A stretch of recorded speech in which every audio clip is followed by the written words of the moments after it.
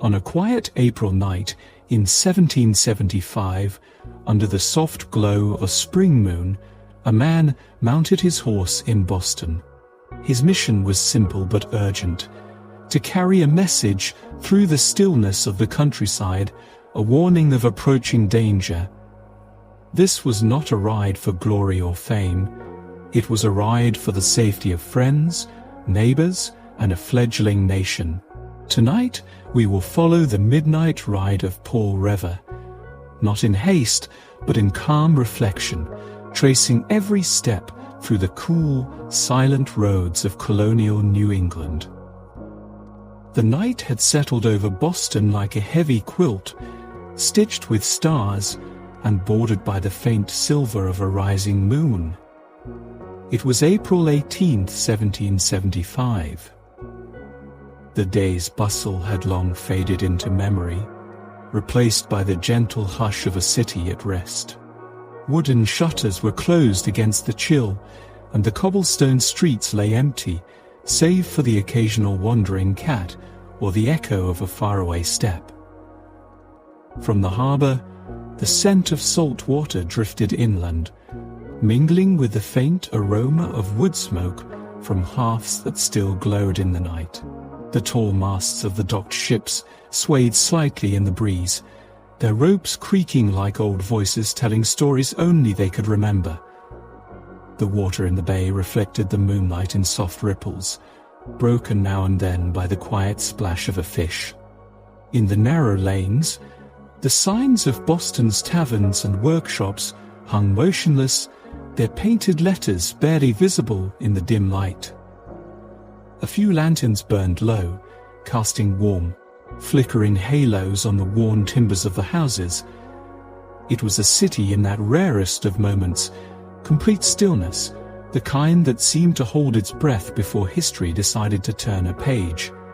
Inside the homes, families slept under wool blankets.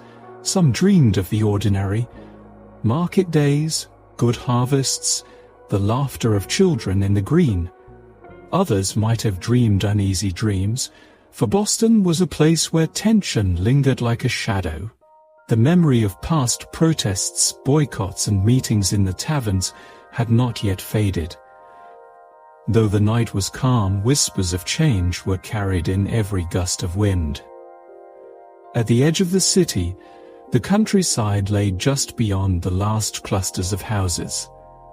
The moonlight spread across fields and stone walls, catching the pale blossoms of early spring. Barns stood silent, their doors fastened, the smell of hay and earth strong in the cool air. Somewhere, a lone owl called into the night, its sound long and low, fading into the distance. Boston's churches stood tall in the darkness, their spires pointing to the heavens. One of these, the Old North Church, would soon play a quiet but pivotal role in the night ahead. For now, its windows were black, its pews empty, and its bells silent. The streets leading to it were like ribbons of shadow, curving gently between the old buildings. If you stood in the center of Boston, at this hour, you could hear the faint lapping of water against the wharves, the occasional creak of wood settling, and the distant clatter of a horse's hoof from somewhere far away. It was the kind of night that made every sound seem sharper, every movement more noticeable. In a small house not far from the harbor, Paul Revere sat quietly, his thoughts turning over the events of the day. He was a silversmith by trade, known in town for his skill with metal and for his reliability in matters of trust. The night seemed ordinary on the surface, but he knew better. Tensions between the colonies and the British were not a matter of rumor anymore. They were real, tangible, and growing by the day. The British soldiers stationed in Boston had been moving differently lately, their patrols more frequent, their orders more secretive. There was talk among the patriots that the soldiers might march soon, perhaps toward Concord, where colonial supplies were stored. The question was not if, but when. Revere's role tonight would not be as a craftsman, but as a messenger. The network of patriots, merchants, farmers, printers, and ordinary townsfolk relied on speed and trust. If the British moved, the countryside needed to know. But at this hour, Boston, no hoofbeats yet rang in the streets, no hurried shouts echoed from door to door. The night was a quiet stage waiting for its actors. A candle burned in Revere's home, its flame swaying gently with each draught that slipped in through the old windows. Outside, the cool wind carried the faint smell of the sea and the sharpest scent of pine from the countryside beyond. The world felt both still and watchful, as if even the stars above knew that the hours ahead would be remembered for generations. And so Boston waited, its docks silent, its streets empty, its people resting under blankets of wool and moonlight. History was only a whisper away, yet in these moments, the city knew only peace. The quiet streets of Boston still lay under the veil of night, yet a sense of unease hung in the air, like the faint scent of rain before a storm. Inside a modest but well-kept home on North Square, Paul Revere sat at a sturdy wooden table, the flame of a single candle casting his profile in warm, flickering light. He was a man accustomed to work. Silver shavings often clung to the sleeves of his coat, and his hands bore the fine scratches of his craft. But tonight, his tools lay untouched. The silversmith was no craftsman now. He was a messenger, and the weight of that duty pressed heavily upon him. A soft knock at the door broke the stillness. It was measured, deliberate, not the hurried rap of alarm, but the kind that carried purpose. Revere rose, his chair scraping softly over the wooden floorboards. When he opened the door, a figure stepped inside quickly, closing it behind him. It was Dr. Joseph Warren, his face solemn, his breath carrying the crisp bite of the night air. "They are moving," Warren said without preamble. "The regulars are preparing to march Cambridge Road, we think, toward Lexington and Concord." His voice was low but urgent. "We must rouse Hancock and Adams before dawn. You are the fastest to reach them without drawing suspicion." Revere nodded, his heart already quickening.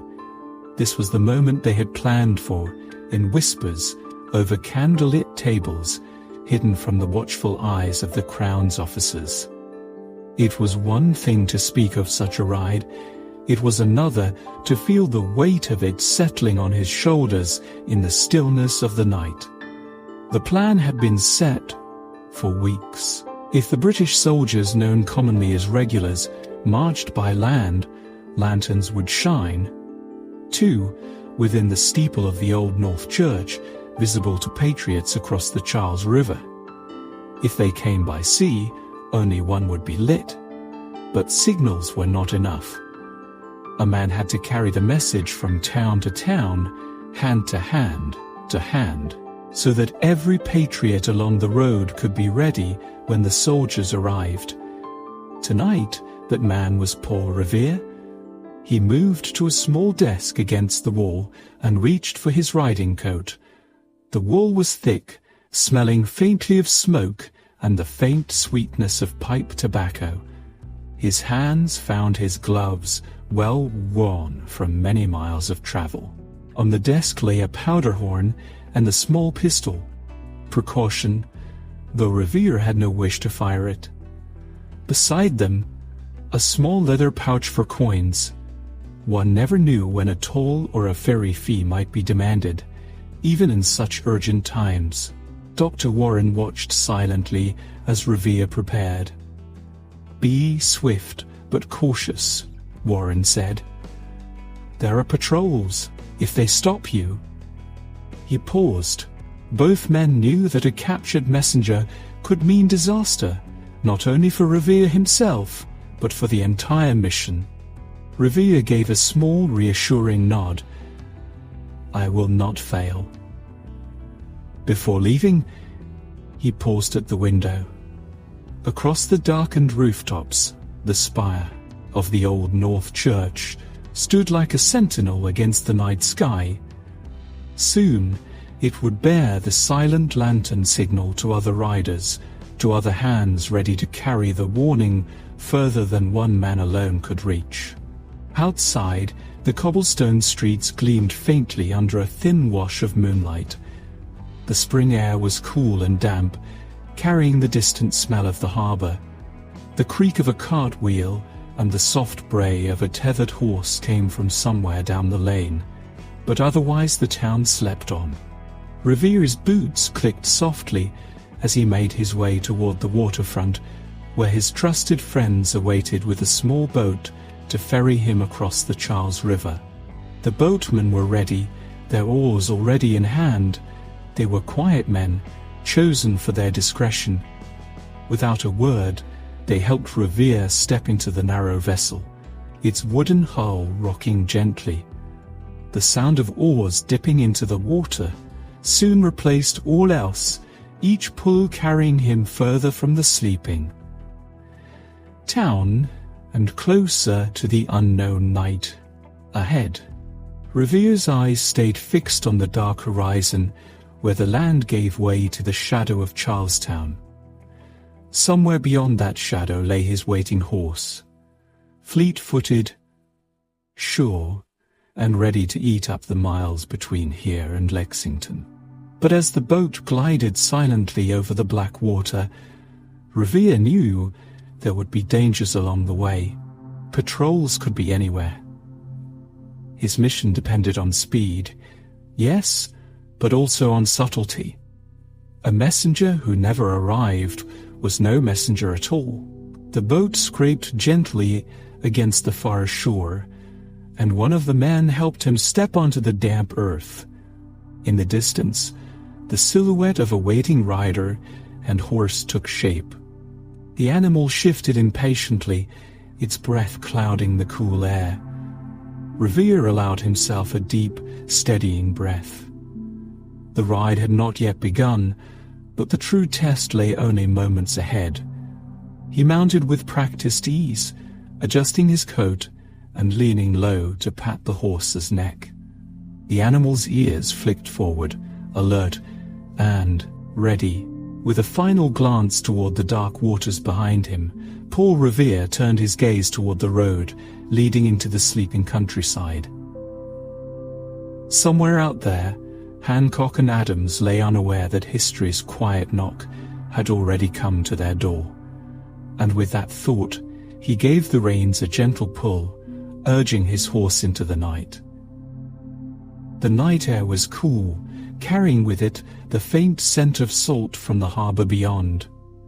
The Charles River lay before Paul Revere, its dark waters shimmering under the muted glow of a waxing moon. The ripples caught the light in shifting silver bands, and somewhere in the distance, a gull called out, its lonely cry echoing over the quiet water. Boston itself was hushed, as if holding its breath, unaware that within these still hours, history was beginning to move. Revere stood at the water's edge near the north end, his figure cloaked in a dark coat that blended into the night.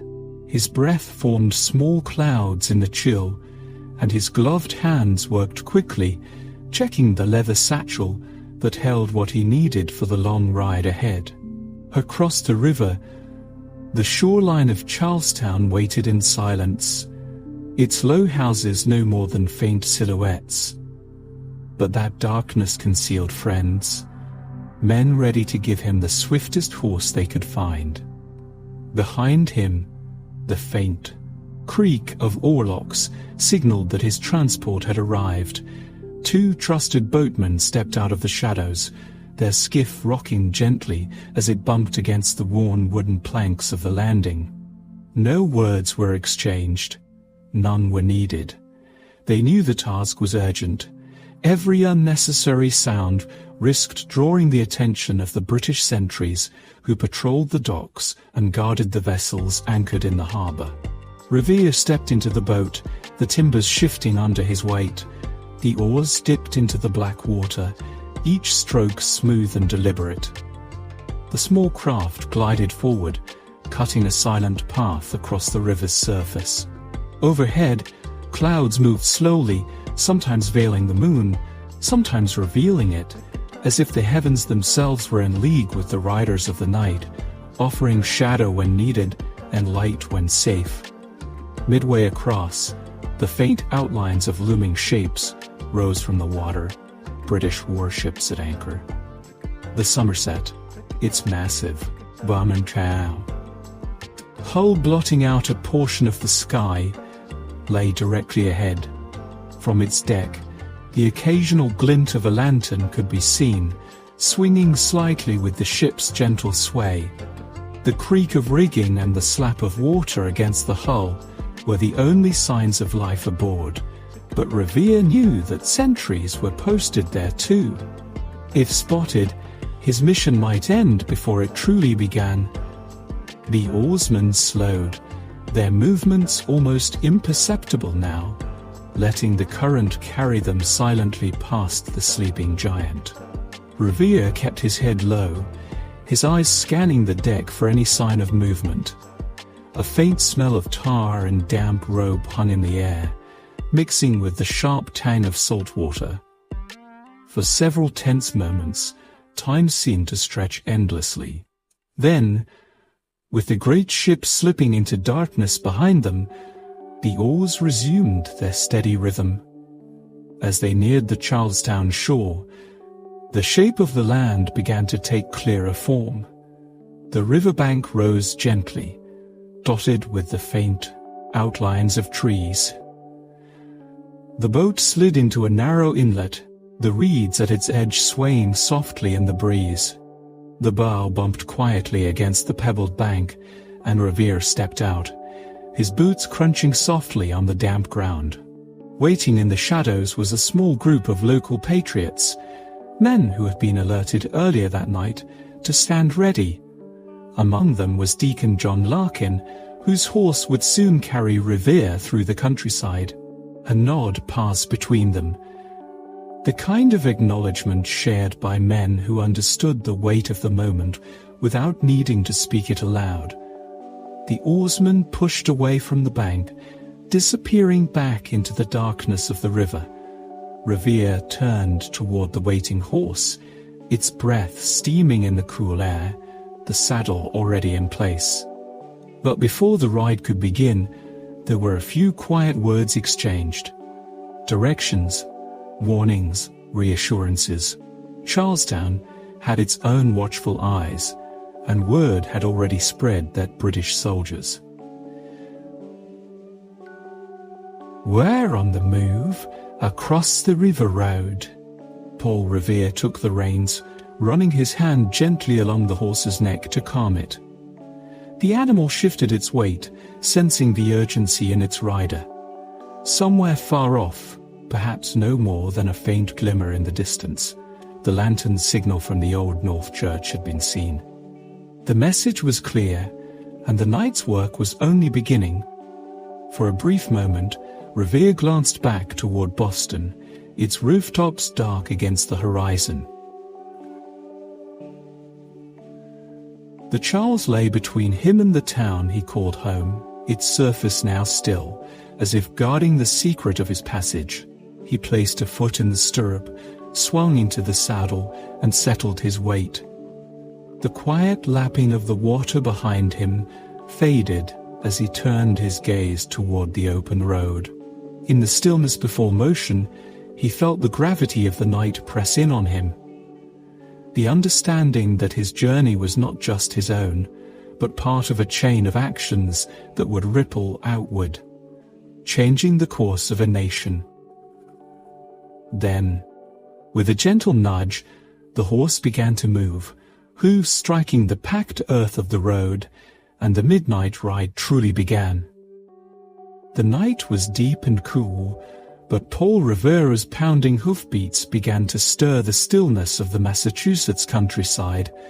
Each thud on the packed dirt road was a muted drumbeat against the soft hum of crickets and the distant rush of the river. The moon, pale and watchful, spilled silver light over the gentle slopes, fences and orchard trees. It was a quiet beauty that most would stop to admire, but Revere had no time for stillness. In the first stretch beyond Charlestown, scattered farmhouses appeared at intervals, their silhouettes dim against the night sky.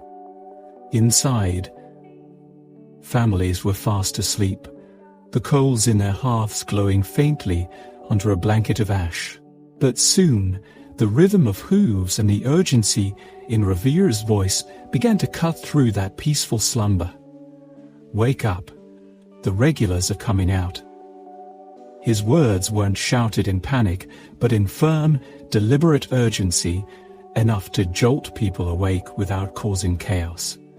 The colonial countryside had learned the language of alarm, and this message was not one to be ignored. Lantern light flickered in a farmhouse window as a man stirred from bed. A dog barked from behind a split-rail fence, its deep voice carrying far in the cool night air. In another house, a woman stepped onto her porch, pulling a shawl around her shoulders, listening for the faint hoofbeats fading into the distance. Revere's path took him past rolling pastures lined with stone walls, their moss-covered tops glistening faintly in the moonlight. He could hear the quiet lapping of a brook as he crossed a small wooden bridge, the boards creaking under the weight of horse and rider. Somewhere nearby, an owl gave a long, low call, its tone solemn as if it, too, sensed the weight of the night. The countryside was not silent for long. The alarm spread like ripples in a pond, quick, efficient, and unstoppable. Doors opened. Men pulled on breeches and coats. Muskets were taken down from over. Mantles, powder horns grabbed from shelves. The militia system of Massachusetts was built for nights like this, when speed and coordination were the difference between readiness and disaster. Revere stopped briefly at each household of note, passing the warning to captains of local militia companies. These men would not ride to Boston immediately. They had their own tasks. They would rouse their neighbors, set signal fires on hills, and ensure that the alarm reached every farm and crossroads before dawn. In Monotony, now known as Arlington, the signs of life grew more apparent. The village's small cluster of houses stood close together, their narrow lanes weaving between gardens and sheds.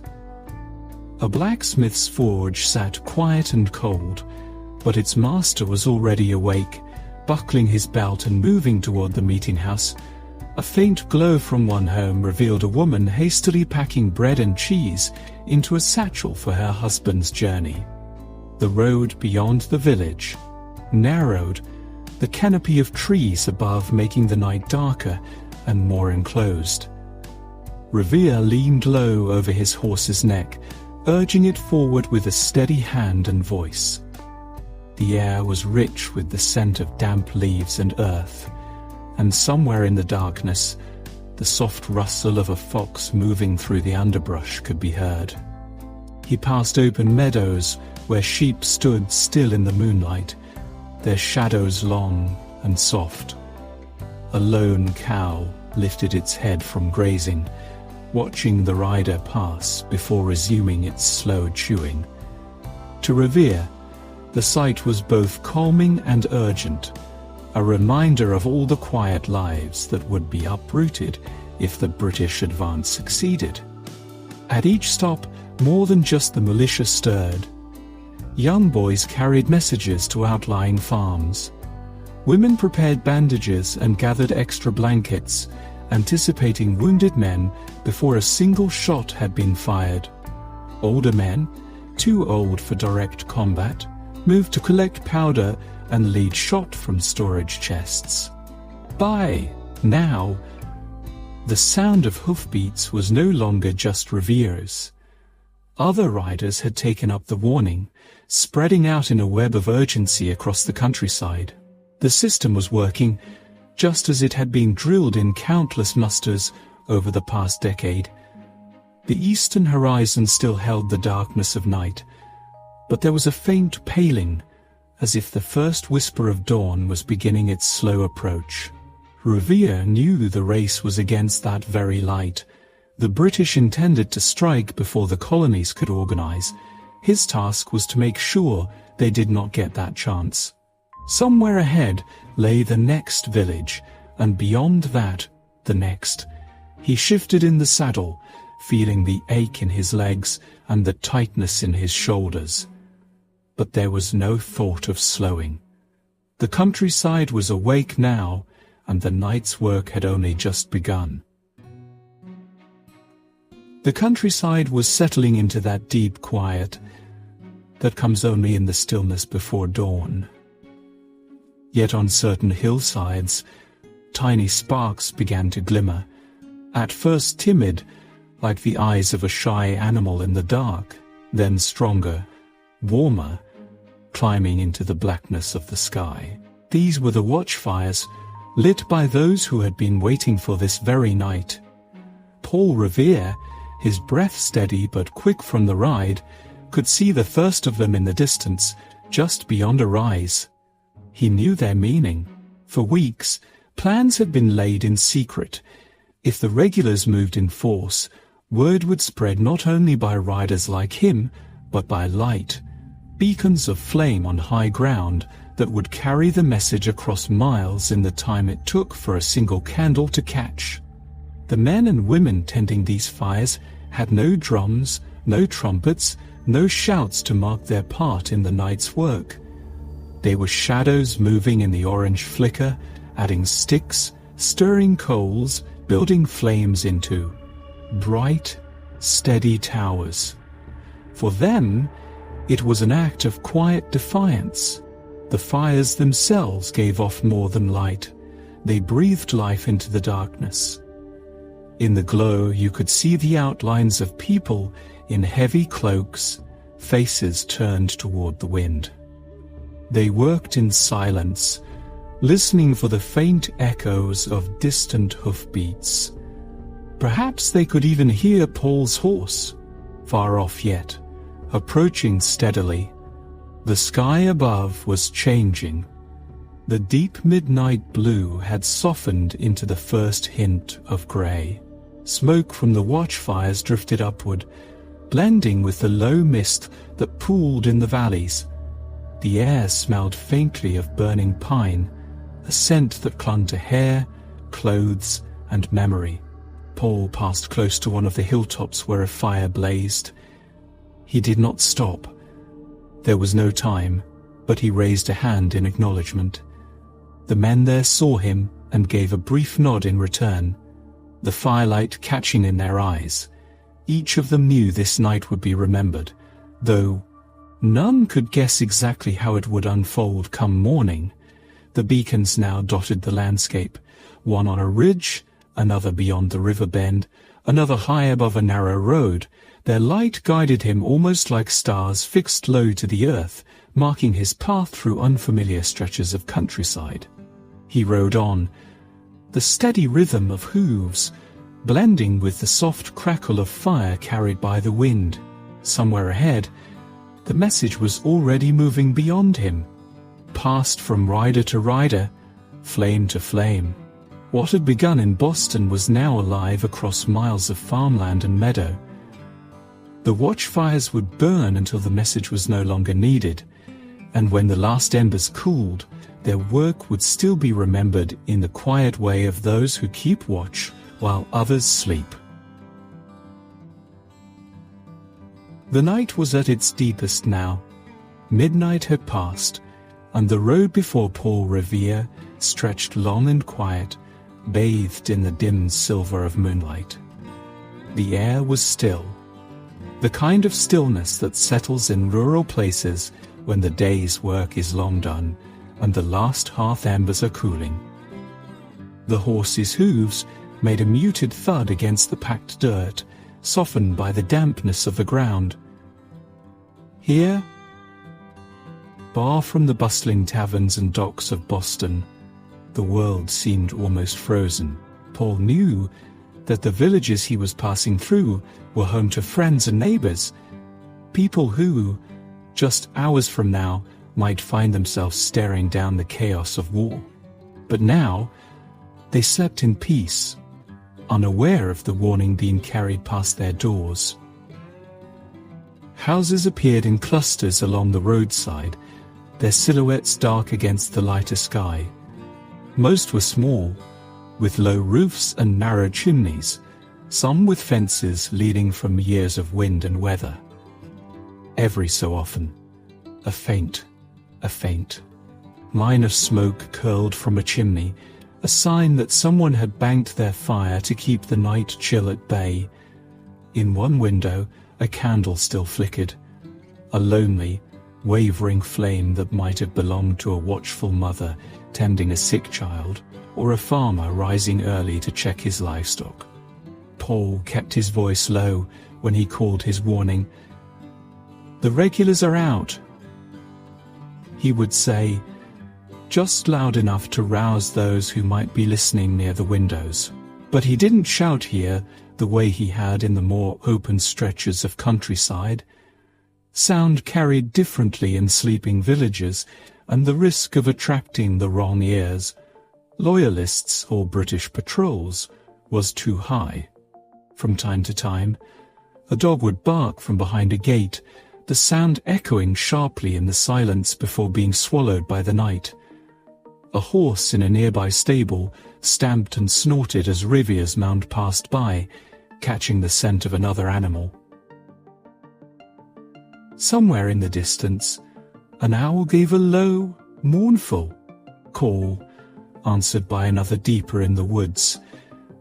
The moonlight caught the glint of dew on the fields, the pale silver coating on grass, and fence rails making the world look almost dreamlike.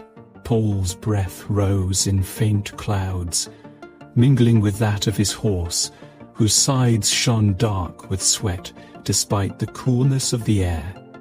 He leaned forward in the saddle now and then, whispering encouragement to the animal, who carried on with an almost tireless determination. As the road bent through one particular village, Paul slowed slightly. The church stood in its place of honor at the center, its white steeple barely visible in the dim light. The clock face, though hard to see, gave away the hour, just past 1 in the morning. The bell was silent now, but Paul could almost imagine it ringing hours later, calling the townsfolk together for an entirely different kind of gathering, not for worship, but for the defense of their homes. A sign creaked gently on its iron bracket. Above a closed tavern door, the painted image, a sheaf of wheat and a tankard, was faded, but still visible enough to mark the spot as a place where men gathered to talk, argue, and share news. Paul wondered if, in a few days, the conversations inside would be about battles and losses rather than harvests and trade. Here and there, he caught the faint smell of baking bread drifting from a baker's oven set to rise overnight. It was a small, warm comfort, a reminder that even in uncertain times, life's routines persisted. The thought made him press on with renewed focus. Every mile he rode now meant one more family with a fighting chance to prepare the further he traveled, the more the night seemed to press in. Shadows moved gently across the road as tree branches swayed, making shapes that danced along the ground before melting back into darkness. The silence of these villages wasn't empty. It was full of sleeping breath, resting animals, and the unspoken trust that the world would remain as it had been when morning came. The untouched gardens, the still wells. By this time tomorrow, the air might be filled with the tramp of boots and the acrid tang of gunpowder.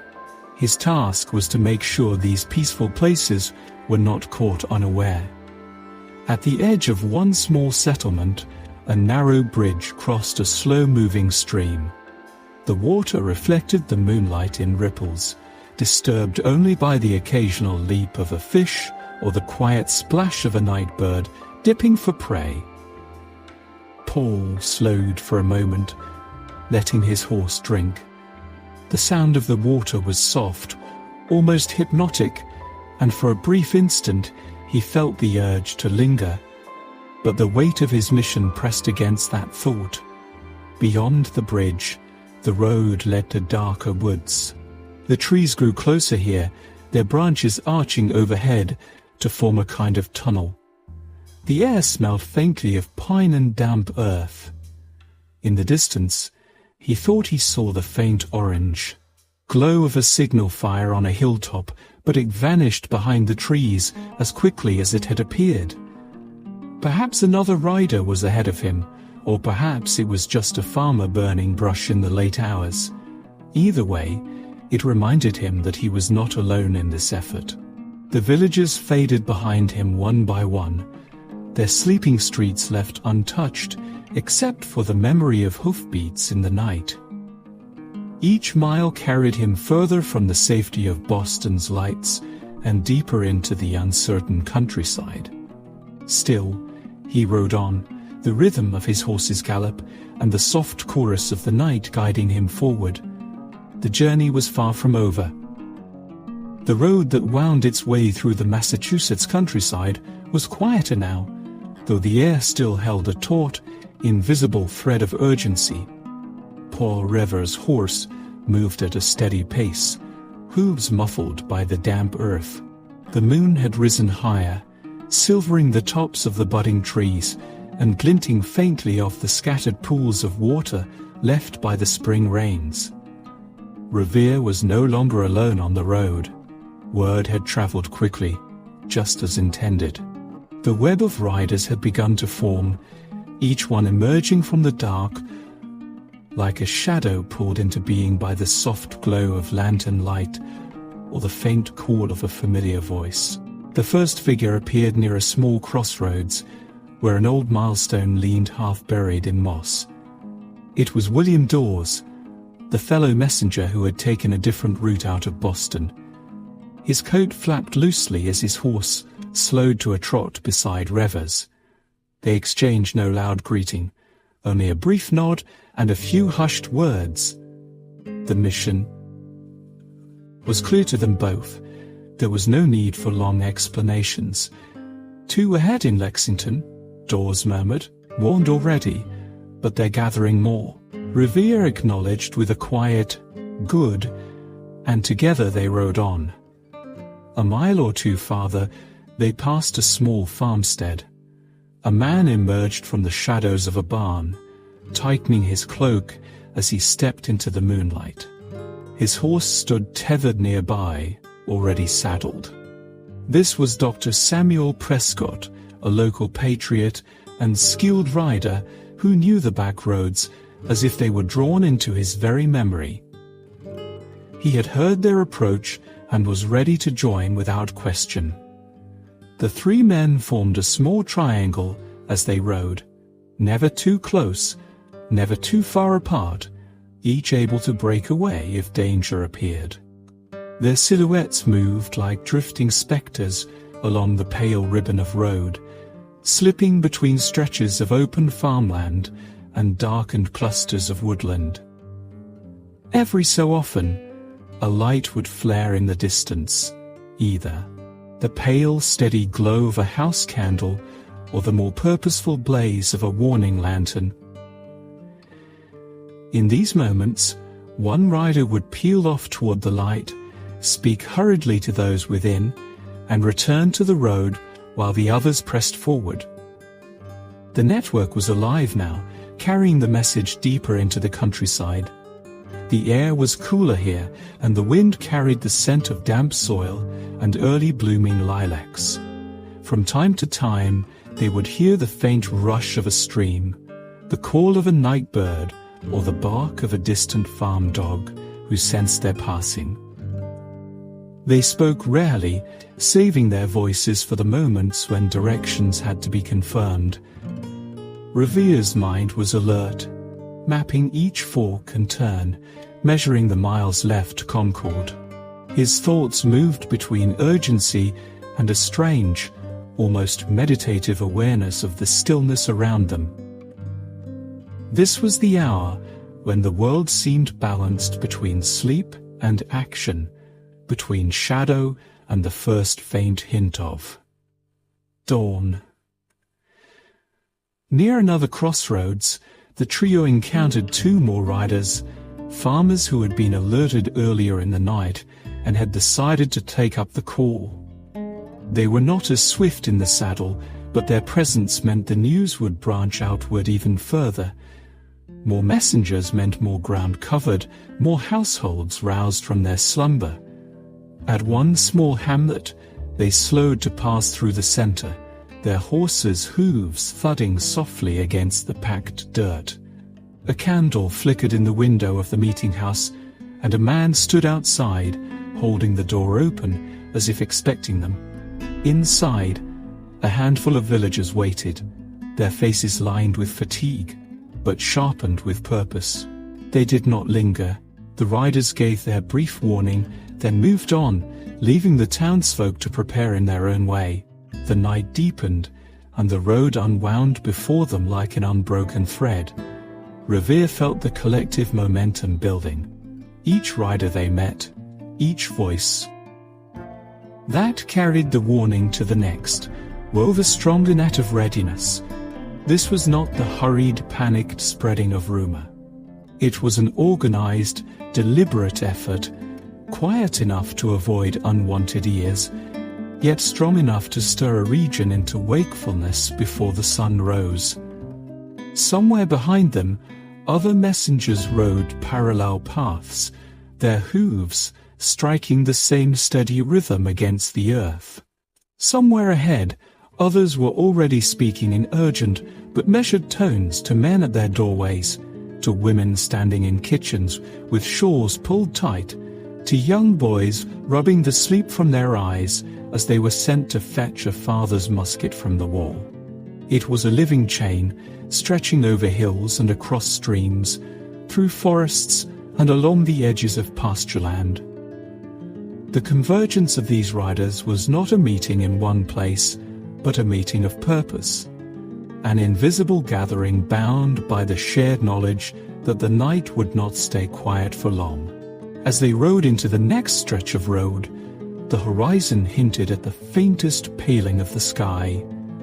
Dawn was still some time away, but already the stillness of midnight had given way to the hushed, electric air of something approaching. The riders pressed on. The road to Concord lay ahead, quiet, but charged with a feeling Paul Revere could sense in his bones. The moon had climbed higher now, casting silver pools of light across the dirt path, while shadows of trees reached across the way like long, dark fingers. His horse's hooves thudded in a steady rhythm, sometimes muffled by soft earth, sometimes echoing faintly when the road passed over a wooden bridge or packed gravel. Each sound felt magnified in the still night, but the wind was calm, carrying only the faint scent of early spring blooms and the sharper tang of distant wood smoke. Here, on this last stretch toward Concord, the urgency of his ride pressed in heavier than ever. Paul knew the British troops would not be far behind. He could almost picture them, red coats catching glints of moonlight, muskets slung at the ready, their boots pounding in unison along the road from Boston. The countryside was stirring in his wake, but in Concord much depended on his arrival. Muskets, powder, and provisions were stored there, supplies the British desperately wanted to seize. Without warning, Concord could be caught unprepared. The fields on either side of the road rolled gently, bordered by low stone walls and rail fences that zigzagged into the distance. Beyond them, the silhouettes of barns and farmhouses stood against the night sky. Some showed faint candlelight in their windows. Perhaps a family roused by another rider, perhaps a sentry keeping watch. Others remained dark, their occupants still unaware of the urgent tide sweeping toward them. Paul leaned low over his horse's neck, urging it forward with quiet words. The animal's breath came in warm, steady bursts, the kind of rhythm that spoke of endurance and loyalty. Every so often, Paul would glance over his shoulder, scanning for the telltale glint of British arms. The road curved, dipped, and rose again, each bend offering the possibility of a sudden meeting. The air here felt sharper, cleaner, touched with the scent of pine as the road skirted a patch of woodland. In the hush, he could hear the far-off bark of a farm dog and the faint rush of a brook hidden in the shadows. The sounds were simple and familiar, yet tonight they seemed woven into the urgency of his mission. As he neared the outskirts of Concord, the landscape began to change. The farms grew closer together, their fields smaller, the fences tighter.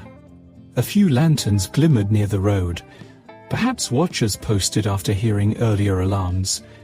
In one yard, a man stepped out, musket in hand, his breath visible in the cold air. He gave a quick nod to Paul as the rider passed, as if no words were needed to understand the night's business. The final miles felt both endless and fleeting. The horse's stride never faltered, and with each hoofbeat, Paul drew nearer to his goal. At last, a dim light broke through the trees ahead, marking the first edge of Concord. The rooftops, barely visible in the moonlight, lay in a quiet cluster. Somewhere in that stillness, men slept who would soon wake to the sound of muskets and the shouts of battle. Paul pressed on. The ride had been long, but the weight of it lay not in the distance, but in the knowledge of what was at stake. In these last moments before reaching the town, the quiet felt almost like a held breath. The pause before the storm broke, and still, Paul Revere rode on. The first light of dawn had not yet touched the horizon, yet the stillness of the New England countryside was breaking. Paul Revere, breath slow but determined, guided his weary horse along the narrow dirt road that led into Concord. His voice, hoarse from hours of calling, ran out one last time into the early morning mist. The regulars are coming out. Windows creaked open, shutters slammed back.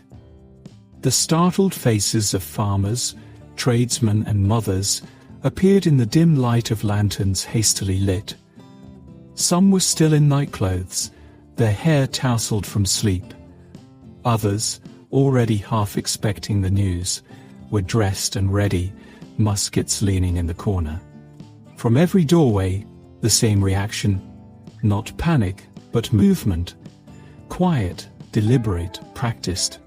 This was a people who had been warned for months that the time would come, and now it had.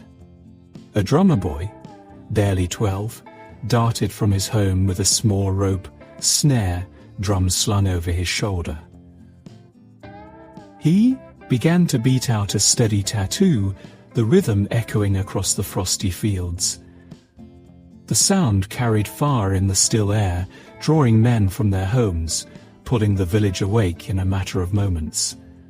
Near the meeting house, the great brass bell began to toll, deep and sonorous, each strike a signal that rippled outward. The bell rope was pulled by a man whose father had rung the same bell in times of both celebration and sorrow. This morning, its voice was a call to arms. Paul slid from his saddle, his legs trembling after hours of hard riding. The horse's flanks steamed in the cold, its breath a fog in the air. Townsfolk gathered around him, some with questions, others simply listening. He gave them the same concise warning he had delivered in every village since leaving Boston. The British regulars were marching toward Concord, likely to seize or destroy the militia's stores of powder and arms. From there, the news traveled faster than even a horse could carry it. Boys were sent running down lanes to alert outlying farms. Lanterns swung in the darkness as more men emerged, adjusting belts, checking flints, and whispering instructions to one another. Inside a nearby tavern, the large common room became a makeshift planning hall. Long tables were pushed aside, and men huddled over maps. The local militia captain, a broad-shouldered man with weathered hands, calmly assigned positions. The alarm was not chaos. It was the opening move of a well-rehearsed plan. The air smelled of damp earth, wood smoke, and the faint tang of gunpowder as muskets were loaded. Mothers gathered small children close, tucking blankets around them before sending them off to stay with neighbors farther from the road. Even as fear shimmered beneath the surface, there was a quiet pride. This was their town, their land, their freedom to defend. Outside, the cold was beginning to lift, replaced by the soft grey light of approaching dawn. Revere stood near his horse, leaning against the hitching post for support. The fatigue of the long night weighed heavy, yet he kept scanning the road. Somewhere behind him, he knew, other riders had spread the alarm to still more towns. Lexington, Bedford, Acton, each one now rising to the same bell, the same drumbeat.